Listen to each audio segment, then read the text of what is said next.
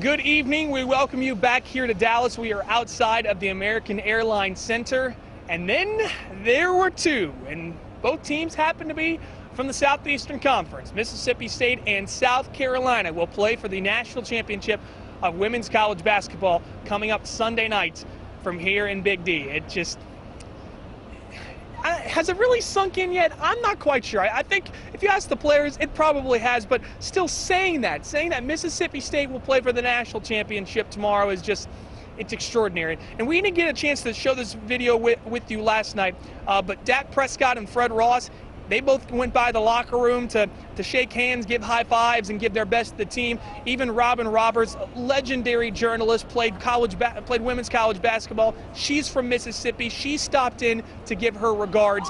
Everyone wants to be a part of this Mississippi State women's basketball team for good reason. For one, they're incredibly successful, but the way they play the game and the way they hold themselves on and off the court is just a phenomenal representation of the Magnolia State. Now, the Bulldogs obviously had to celebrate a little bit last night. As you could probably imagine, it was a big-time win, one of the greatest victories and upsets in all of sports. So how many times did Morgan Williams watch the replay of her shots? Just a few, and there was a little bit of sleep to be had, despite the Bulldogs actually looking upbeat and alert this morning. Maybe like 4 times. I seen a lot of pictures of it though, but yeah, I seen the video because it's been longer clips and it's been shorter clips, and my teammates, they made sure I watched it.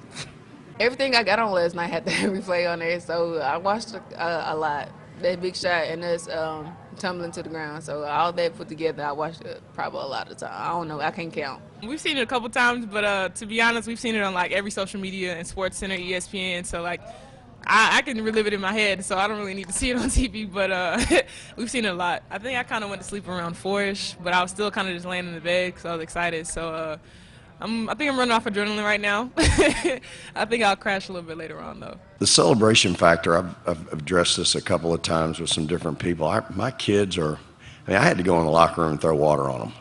They're just really, they're really grounded. They've been that way all year. We've had obviously some really big wins this year, and last night, they're just, okay, coach, who's next? When do we play? Where? What time's the bus leaving? That's kind of the way they've approached it all year long. I got to be honest, I'm right there with the Bulldogs. I didn't get very much sleep either. Not just because, we were working late into the night, but also it's still that adrenaline rush. The fact that MSU beat the #1 overall seed, the team that's won 111 games in a row and has won 4 straight national championships, it's extraordinary. It's absolutely extraordinary for the Bulldogs. But that moment in that play obviously will be cemented in the annals of history for Mississippi State athletics and also for college basketball as a whole. If you didn't get a chance to hear it from last night, obviously many of you were probably watching the game on ESPN, but Jason Crowder is the lead play-by-play guy for Mississippi State women's basketball for Leofield Sports. His color analyst, Charlie Winfield, they had a tremendous radio call, and we got a chance to catch up with Jason on his momentous evening, and he obviously had a little bit of cheering involved with the final play as well. Dillingham, 4 seconds, 3 seconds to Morgan Williams. Morgan Williams is going to have to put it up, fires it up, and it is good! It's good! It's good! It's going to the national championship. Morgan Williams, don't stop believing. It's one of those moments where you say, we just beat UConn. There's so many emotions to go. You break a 111 game winning streak. Oh, by the way, this puts you in the national championship game. What a big stage for Mississippi State to do this on. And so you're just trying to figure out what you're saying, because this is going to be one of those calls that's going to be remembered for years. It's going to be all over Twitter, Facebook, Hell State Productions, everywhere, even on Sports Center, so TV outlets, and so you want to make it good. And so I remember at some point thinking during that call, there's nothing but a bunch of screaming by myself and Charlie Winfield, the color analyst. But you know what? I was like, who cares? Our team is going to the national championship game, and it's just a special, of a surreal moment that it really hasn't sunk in what's really happening right now. Jason and Charlie will be hoping for another memorable call coming up Sunday night when the Bulldogs and Gamecocks go at it. It'll be approximately a 5 p.m. tip time from here in Dallas. The game will be on ESPN. It all comes down to one game.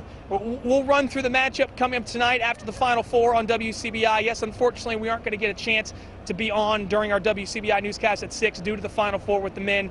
But still, this game, could it be any more appropriate for the Bulldogs to win a national championship going through South Carolina? We will talk much more about that in detail coming up after the Final Four on WCBI Sports. So reporting here in Dallas, Robbie Donahoe for WCBI Sports. We hope you got a little bit of rest last night. We hope you'll stay up with us later tonight for all our coverage from here in Dallas with the Dallas Dogs.